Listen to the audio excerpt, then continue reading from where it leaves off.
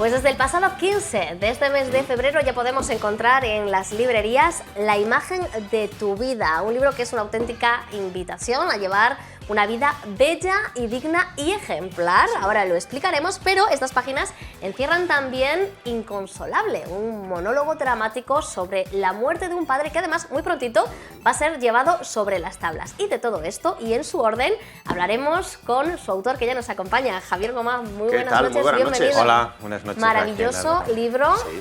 Había muchas ganas de tener ya un trabajo nuevo y bueno, nos hemos quedado absolutamente apasionados, la verdad. Me encanta saberlo.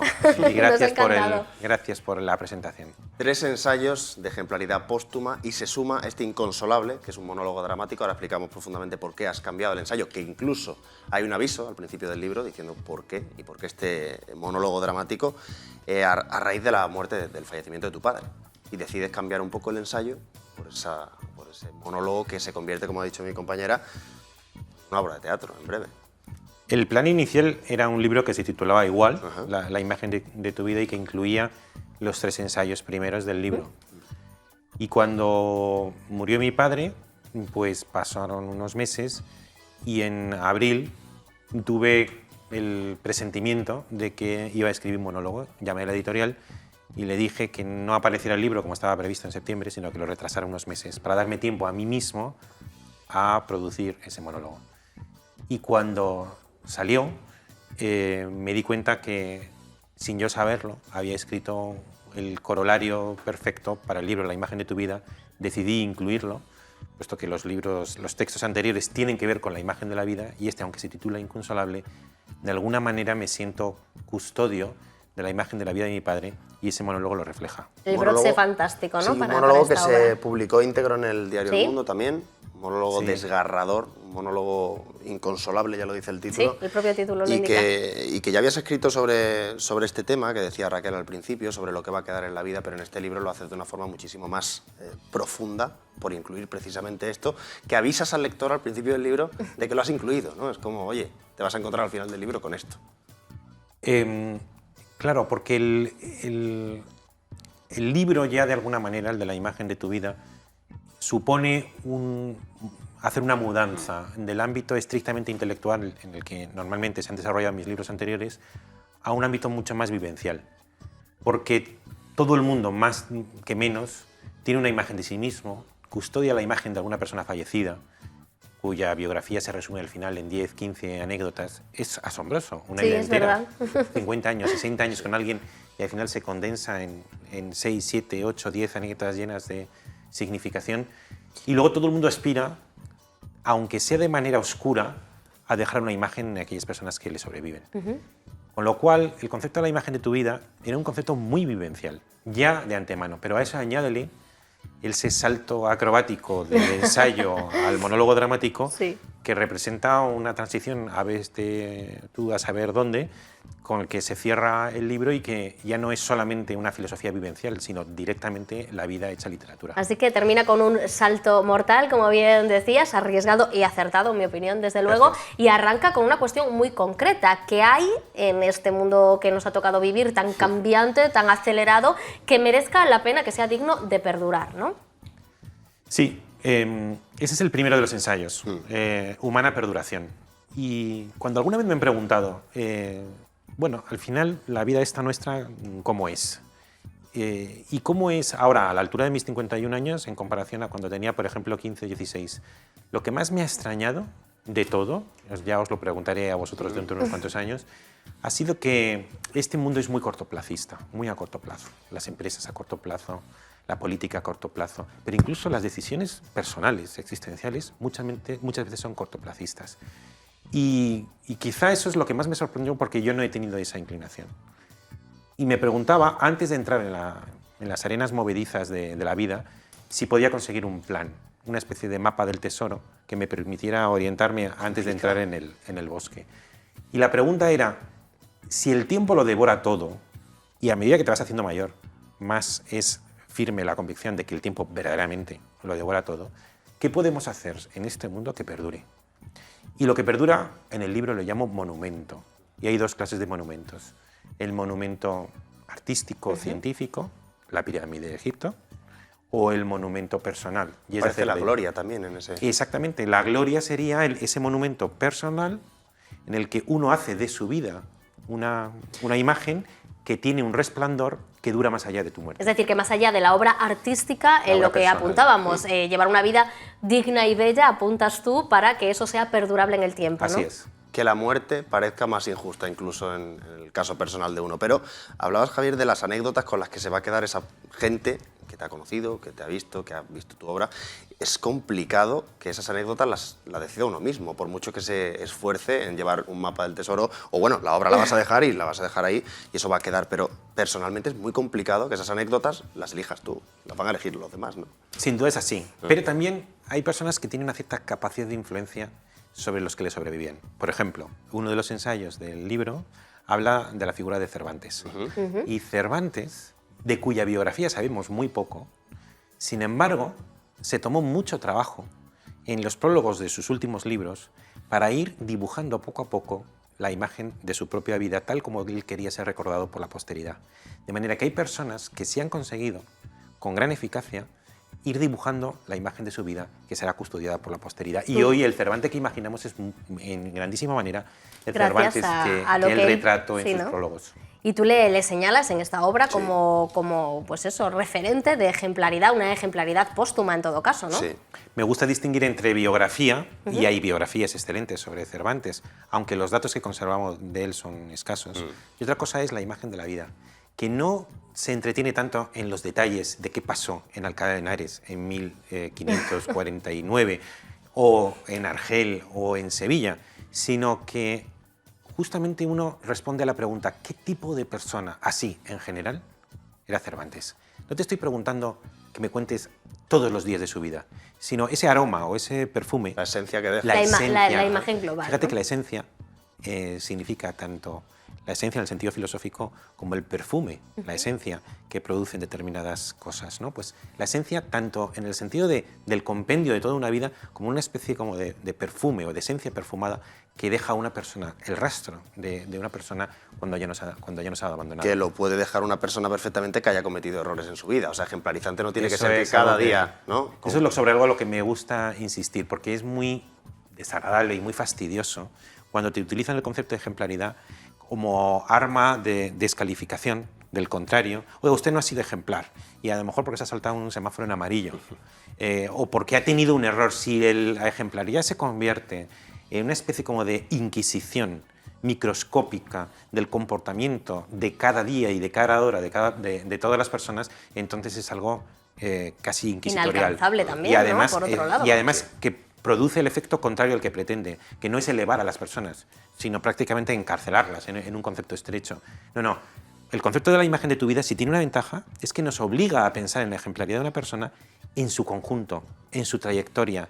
¿Qué tipo de persona en general fue un hombre o una mujer, con independencia de que ocurrió esto, tuvo esa desviación, tuvo esa especie de retroceso, tuvo ese desconcierto? Por supuesto que sí, pero al final lo que importa es la imagen final de la vida, que ojalá sea una invitación a La que una nos, vida la que nos viva y bella. sobreviva, ¿no? O sea que en una vida ejemplar tienen cabida esos tropiezos, que aparte son humanos y son parte, ¿no?, de la construcción de esas piezas de la vida. Y hablabas de la figura de Cervantes como referencia de ejemplaridad, que sería aplicable a nuestros días. Tantos siglos después, ¿sería vigente todavía esa fórmula? Es que si no lo fuera, seguramente Cervantes no sería un clásico, porque un clásico es una persona cuya lectura sigue siendo fecunda. No, clásico no es una persona que está en la historia de la literatura simplemente por capricho de los historiadores. Clásico es aquella persona, aquel autor, hombre o mujer, que pasado un milenio, 2 milenios o incluso a veces 3 milenios, lo lees a la altura del 2017 y sigue siendo una lectura emocionante, fecunda, significativa. Entonces, si Cervantes es un clásico, y lo es, a mi juicio, en grado eminente, es porque no solamente su literatura, sino él como figura, tiene un impacto civilizador en nuestra sociedad. ¿Y por qué lo tiene?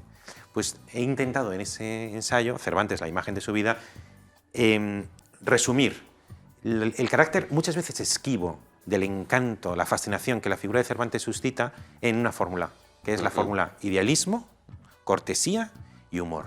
Y si nosotros pudiéramos aplicar a nuestra sociedad esa fórmula de ser una sociedad capaz de idealismo, que no es poco en el escepticismo en el que ahora nos invade. Idealismo, pero con una cortesía que deja espacio al otro y con un humor que relativiza las tendencias totalizantes que todo idealismo puede llegar a tener. Esa combinación entre idealismo, cortesía que deja espacio y humor autoirónico, que creo que es una fórmula que nos haría más civilizados a los españoles y posiblemente al mundo entero.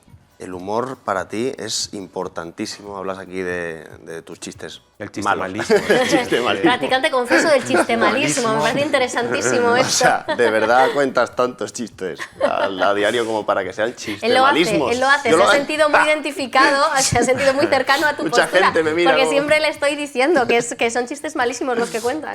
Es que me di cuenta que el chiste malismo tiene una función educativa extraordinaria. En primer lugar, el chiste malismo tiene algo de autoironía. En el fondo te ríes de ti mismo, Sí, porque el es chiste, esencial. ahí digo en el monólogo, ¿no? El chiste malo es aquel en el que uno en el fondo se está riendo, no del chiste, sino de quien lo cuenta. Y claro, en la sociedad esa doméstica, que es una familia, donde todavía necesariamente hay un principio de autoridad, pero que la paternidad como principio de autoridad está cuestionada socialmente, porque toda autoridad está cuestionada, una manera de dulcificar el uso de la autoridad es que el padre sea perito en chistes malos. Entonces practico el chiste malismo como forma de autoironía y funciona porque tengo 4 hijos como 4 soles. Hay una anécdota con tu hija en el libro que pide 3 deseos, típico de hay que pedir 3 deseos al mago, no sé si la puedo contar. Claro, cómo no, si está en el Pide 3 monólogo. deseos al mago y ella pide, después de mucho pensar, que tú dejes de contar chistes Sí, malos. sí, pero él lo hizo, creo que porque sabía que iba a ganar una ovación, Sí, una de la ovación mesa. general. Sí. Que iba a ser una petición Buscaba muy el aplauso, respaldada, ¿no? Sí, iba a ganar lo que normalmente no tiene la niña, que es la niña pequeña, es el respaldo absoluto y entusiasta de sus hermanos Claro. mayores. Fíjate, pienso que llegué a contar chistes no del todo malos, pero comprendí que mi nicho era el chiste Era el malo chiste y ahí malo. me especialicé. Bueno, y que luego el humor es una herramienta maravillosa, tiene una parte balsámica imprescindible para todos los aspectos de la vida, ¿no? Entiendo. Sí, sí. Escribí un microensayo que se titulaba Teoría del aguafiestas, en el que trato de argumentar que la función del humor, que es una función civilizatoria, es la de relativizar. Y claro, hay momentos en que relativizar tiene una función esencial, y es contra toda tendencia al totalitarismo político, el totalitarismo del ego, el totalitarismo de la muerte, por eso nos gustan los chistes del humor negro, pero voy a centrarme en lo segundo. Bueno, el totalitarismo político, lo primero que hacen los dictadores es excluir y desterrar el humor, Es cierto. porque relativizan la majestad y la solemnidad del poder que ellos representan. Pero lo segundo que hace una persona que tiene tendencias totalitarias de su propio ego es suprimir el humor y sobre todo suprimir la autoironía, el reírte Sí, sí, de uno sí. mismo. Lo mismo, sí. Y así como los límites del humor existen, porque uno tiene que hacer un humor con tacto, de saber a quién lo hace y dónde lo hace. Y un chiste que a lo mejor cuento contigo en un sitio, Sí, si tienes tacto no no lo tiene puedes hacer cabida en otro. En cambio, el humor que está basado en la autoironía prácticamente no tiene límites. Ahí puedes Claro. hacer lo que quieras. Claro, porque eres tú el muro con el que se va a chocar Eso ese humor. Oye, y otra frase más o menos relacionada es que seguimos con la manía romántica que elevó la sinceridad a lo supremo. Sí. Esto Es muy sencillo, es mira. sencillo, pero tiene también que ver con esto, ¿no? Sí. Ajá.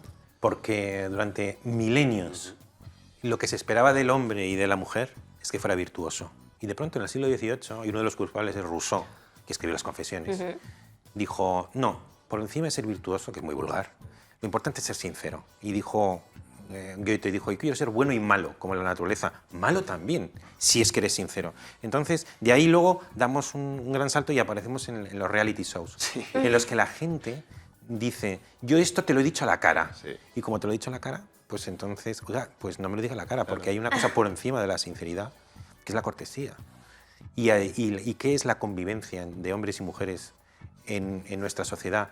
Sino pequeñas hipocresías que hacen la vida más agradable. Si yo me levanto por la mañana y tengo una cara, pues la cara de recién levantado, no hace falta que insistas en la mala cara que tengo. La ojera, ¿no? Claro, fíjate, al final de lo que se trata es de hacernos la vida gozosa Más a unos llevadera, a ¿no? otros. Y si para eso tiene que claudicar la sinceridad, bendita sea Pues sí. una cierta insinceridad. O Y saber, hablas- saber dónde practicarla, ya, dejando Desde a un luego. lado, sí. Importantísimo, además. Hablas de tu obra como literatura, no como filosofía. Porque he defendido y he discurrido ampliamente en otros sitios que la filosofía es literatura conceptual.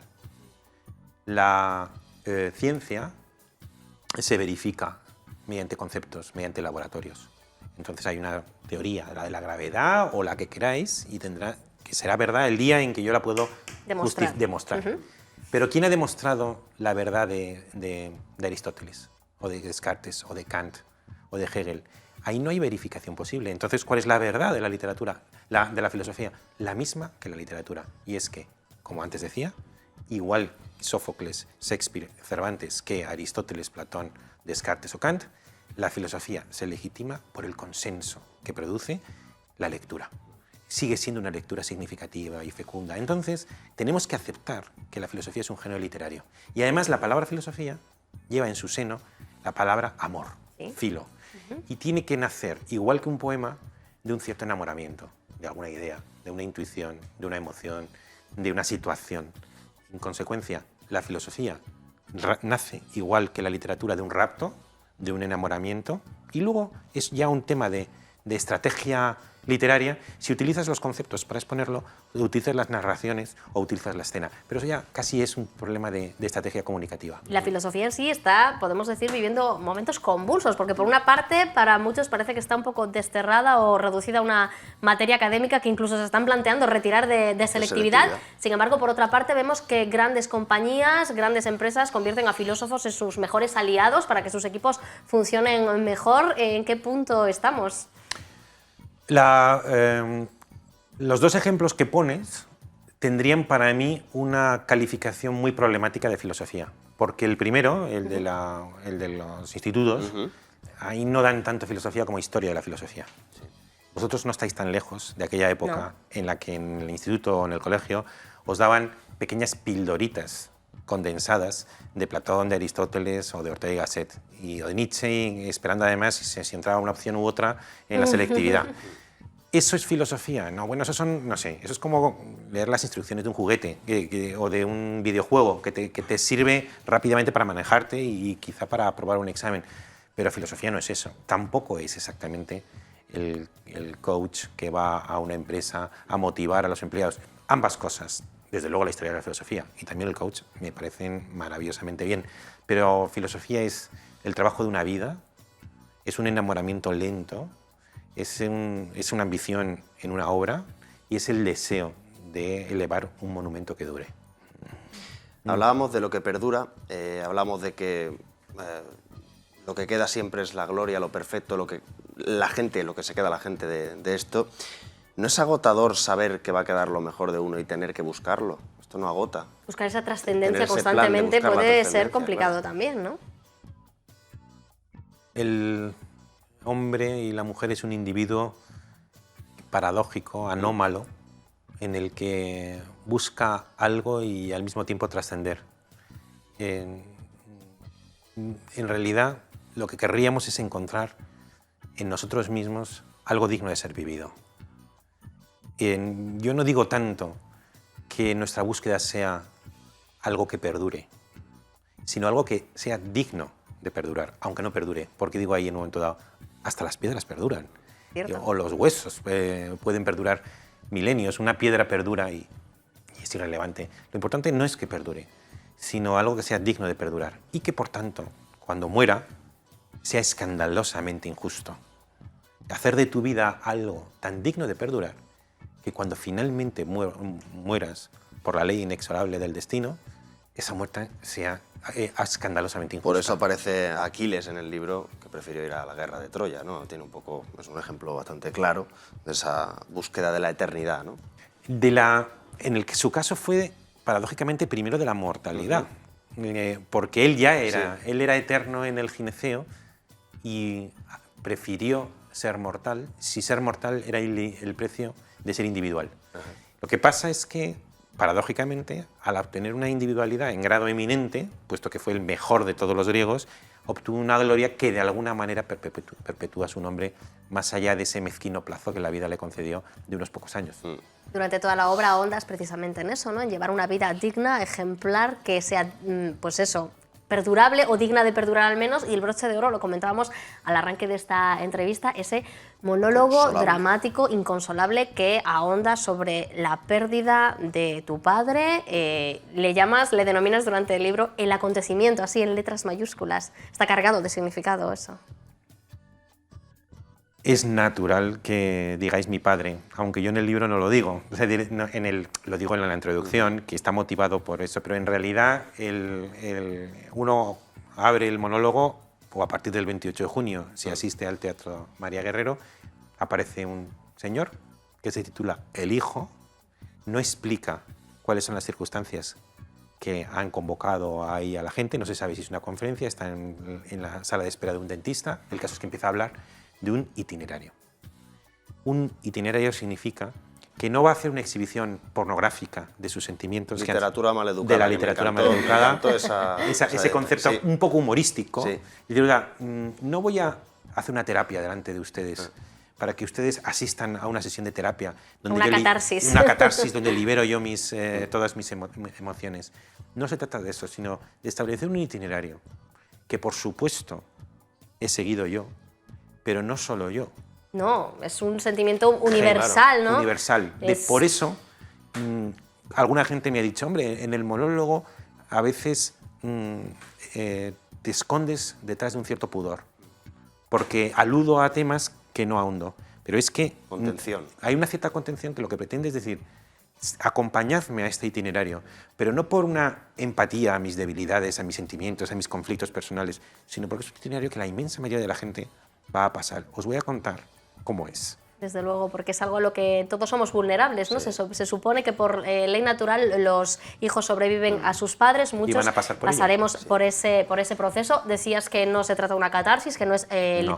literatura terapéutica, pero sí has dicho que en el momento en que lo escribes fue un proceso satisfactorio, que te ayudó de alguna manera, ¿no? Bueno, no exactamente que me ayudase, sino, y además así respondo a algo que no te había respondido antes. Cuando ocurrió, sí que tuve el sentimiento de que un acontecimiento había atravesado mi vida. Oye, yo tenía entonces 50 años, había escrito mucho, había vivido lo mío, tenía bastante oficio en el oficio de vivir y además había escrito libros sobre la muerte o la mortalidad, con lo cual inicialmente estaba preparado para este suceso y además mi padre tenía 85 años, estaba enfermo. Bueno, pues cuando ocurrió es como cuando mi mujer me comentó el primer parto. Dice, nadie me había avisado de esto. Pues a mí nadie me había avisado. Nadie está preparado, ¿no? Es algo que eso. verdaderamente te desborda. De eso que dices, el padre te conoce desde antes de que tú tengas conciencia de que eres. Sí. Entonces, escribes que es como si te hubieran arrancado las primeras páginas de tu vida de golpe, ¿no? Claro, porque como tú, o sea, verdaderamente lo llamativo del padre... Por eso, en determinado momento del monólogo le llamo un animal mitológico, sí, que quizás os ha chocado, pero porque tiene ese carácter de que está allí siempre, antes de que tú digas la palabra yo, antes de que tú digas la palabra papá, él ya está. Entonces, al final flota en esa especie como de aguas subterráneas que es el subconsciente, como ocurre con los cuentos o con las leyendas o con los mitos. Entonces, más que ser un individuo con el que vives, es un ser mitológico, que es una especie como de héroe primigenio que gana en su batalla al dragón y te da confianza y te da tranquilidad. Y claro, cuando él además ha sido testigo de tu vida, las primeras páginas del libro de tu vida, que tú no has podido escribir, has podido vivir, pero no escribir. Y conoces muchas veces porque te las cuentan. Te las cuentan ellos. Entonces, cuando él se va, pues notas que hay unas páginas que se van para siempre. Entonces, es como si tú fueras un libro al que le han arrancado los primeros capítulos. Esas primeras páginas. ¿Y en qué momento decides, si es que ha sido fruto de una decisión consciente, que ese texto, que ahonda en la pérdida, en el duelo de alguna manera, nazca con forma de texto teatral, de monólogo dramático? Sí, porque llevaba madurando dentro de mí ya mucho tiempo, como digo en el aviso, algo así como una filosofía en escena. Y mi padre muere en noviembre y esa idea de una filosofía en escena, pues estaba animándome a intentarlo en algún momento. Y cuando llega abril, pues cogí las anotaciones que había hecho incluso durante el fallecimiento de mi padre, anotaciones, borradores desordenados, y dije, voy a hacer a ver que por eso podría hacer una filosofía en escena. Y empecé, y la primera vez, yo soy una persona que cuando empiezo normalmente ya tengo cogido el tono, y ya sigo hasta el final. No suelo corregir además mucho, bueno, corrijo adjetivos, corrijo a lo mejor cierta parte del aspecto formal, pero avanzo con bastante seguridad. Y sin embargo, 2 intentos no me convencían porque le faltaba el tono. ¿Sabéis por qué? Porque justamente quizás se me ocurrió entonces lo de la filosofía maleducada. Digo, estoy siendo demasiado maleducado. No Hay me gente que no reconocía. quiere ver eso. O sea, que no quiere Yo no llegar tan quería profundo, verme, claro. yo no quería verme haciendo una especie como de gran confesión. Y cuando inicies, como tenía muchas anotaciones, el tono era demasiado enfático. Sí. Yo necesito distanciarme de todo eso. Y entonces salió un texto que no es una conferencia, porque, y esta es la gran diferencia, ¿en qué se diferencia esto de un señor que viene a dar una conferencia? El hijo es un monólogo, pues podría ser una conferencia o una especie como de clase de qué es esa experiencia de la orfandad. ¿Por qué no lo es? Porque el público que asistirá al monólogo no tendrá la sensación de que el hijo que está ahí hablando trae toda la verdad de casa, sino que en escena ocurren cosas que le desbordan. Ocurren cosas, entre ellas aparecen varias fotografías Eso es. y una es esta, la de la portada del libro. ¿Por qué esa fotografía? Pues porque esta fotografía, que yo la desconocía, cuando mi padre muere, pues uno de los más activos en la búsqueda de recuerdos, en el chat familiar, era mi hermano mayor.